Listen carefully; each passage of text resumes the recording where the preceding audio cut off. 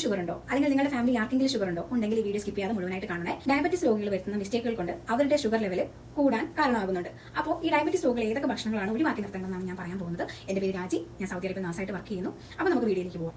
Packed ജ്യൂസുകൾ, അതുപോലെ cool drinks, soft drinks ഇതൊക്കെ ഒഴിവാക്കേണ്ടതാണ്. രണ്ടാമതായിട്ട് മധുര പലഹാരങ്ങളിൽ കൂടുതലായിട്ടും കേക്കുകൾ, ഐസ്ക്രീംസ്, മിഠായികൾ, ചോക്ലേറ്റ്സ്. മൂന്നാമതായിട്ട് മൈദ അടങ്ങിയ ഭക്ഷണങ്ങൾ, വൈറ്റ് ബ്രെഡ്, അതുപോലെ തന്നെ പിസ്സ, ബർഗർ, അതുപോലെ പഫ് ഐറ്റംസ്. നാലാമതായിട്ട് ഡീപ് ഫ്രൈഡ് സ്നാക്സ്, ചിപ്സ് ഐറ്റംസുകൾ, അതുപോലെ തന്നെ ഫ്രഞ്ച് ഫ്രൈസ് ഇതൊക്കെ ഒഴിവാക്കേണ്ടതാണ്.